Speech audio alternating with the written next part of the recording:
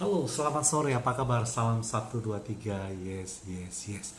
Hari ini saya mau membagikan satu tip.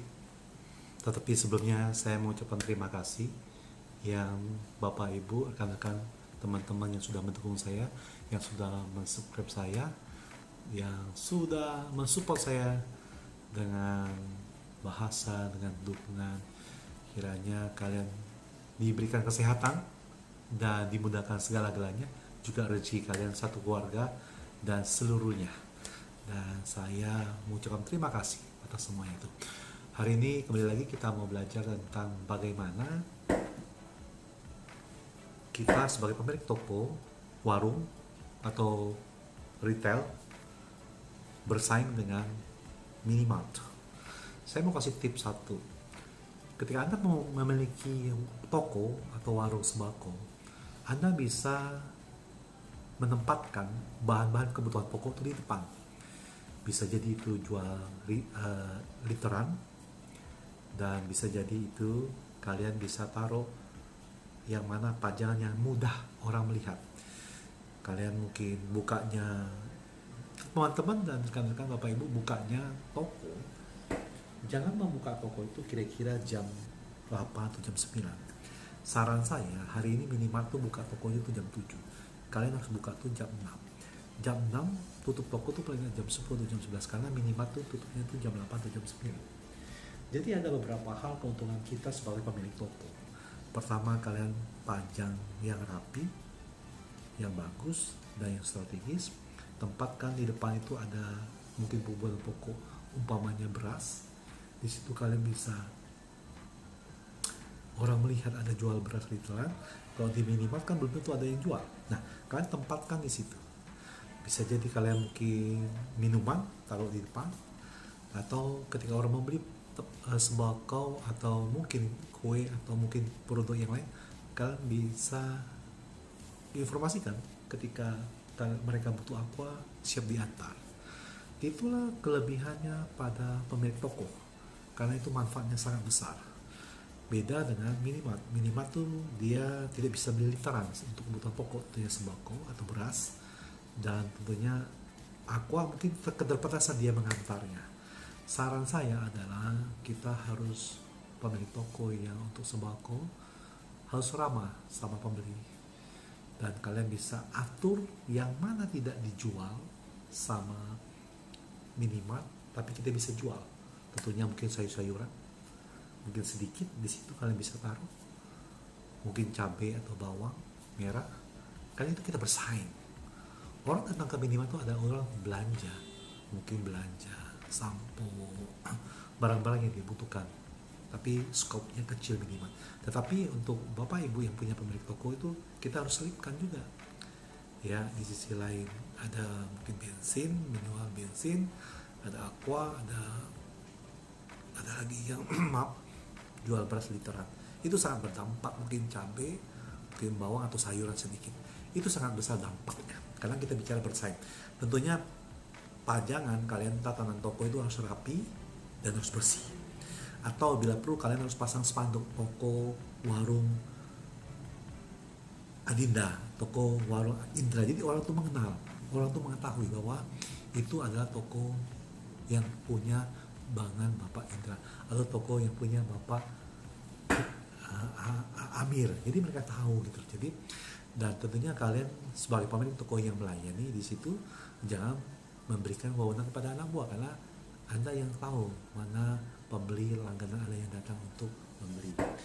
Dan menurut saya juga adalah etalase atau tempat-tempat warung, tempat-tempat kaca itu dibersihkan mungkin seminggu 3, 4, 5 kali supaya itu kelihatan bersih. Walaupun di sisi minimal itu ada memakai AC, kita tidak ada. Tetapi kalau bisa di depan itu jangan terlalu banyak gantungan snack. Anda harus bisa gantungkan snack itu di sisi pintu atau teralis Anda toko. Tetapi ketika Anda bertemu, ketika pelanggan pembeli mau masuk, jadi ada ruang untuk mereka bisa mau beli ini. Dan kelihatannya ketika mereka masuk ke dalam toko itu kan bersih. Toko Bapak Ibu, toko teman-teman kan bersih dan orang enak berbelanja. keuntungannya itu seperti itu aja ketika kalau saya melihat meneliti kelebihannya minimal dan kekurangannya, kelebihannya pemilik toko dan kekurangannya, karena kita harus mengubah konsep. Selama ini kita rutin buka toko jam 8 jam 9, kita harus rubah. Harusnya kita buka toko jam 6 atau setengah 7, tutupnya tuh jam 11. Jadi jangan terlalu karena kan minimal tuh tutupnya mungkin jam 9 atau jam setengah 10. Tergantung, itu kalau menurut saya. Ya kalau kalian bisa 24 jam lebih bagus lagi. Tapi kita lihat dulu sekitar kita ada manfaat nggak? Buka 24 jam ada nggak keuntungannya? Jadi kita harus berpikir arah ke sana juga. Dan kita harus berkreatif juga. Kita harus melihat pesaing kita. Dan kita harus melihat juga dampaknya kita buka sampai jam 10, buka jam 6, tutup jam 10, jam 11. Kita harus review selama satu bulan atau 2-3 bulan.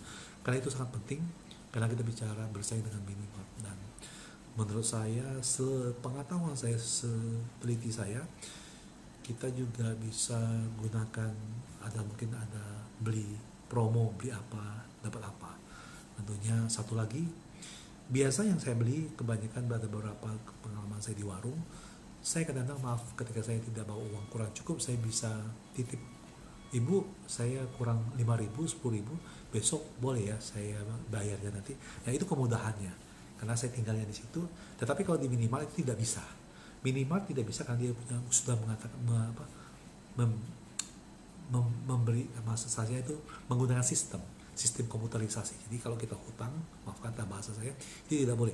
Tapi kalau di warung tuh kita bisa, bu saya kurang uangnya, besok saya mungkin bayar. Jadi toko memberi kepercayaan kepada kita juga harus memberi kepercayaan kepada toko, supaya karena ketika kita belanja uangnya kurang, ternyata mereka bisa membantu. Nah, perbedaan dan kelebihan antara pemilik toko dan minimarket di situ.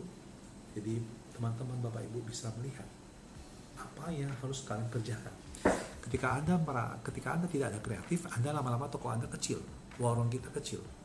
Ketika Anda kreatif, nanti ke depannya warung Anda bisa besar. Tentunya bisa jadi kalian bisa masak Indomie, bisa saya mau makan, bisa jadi kan mungkin ada driver online atau apa mau makan di warung, bisa. Atau mungkin kalian buka sedikit makanan kecil, bisa taruh ada Indomie rebus atau apa, itu ada efeknya.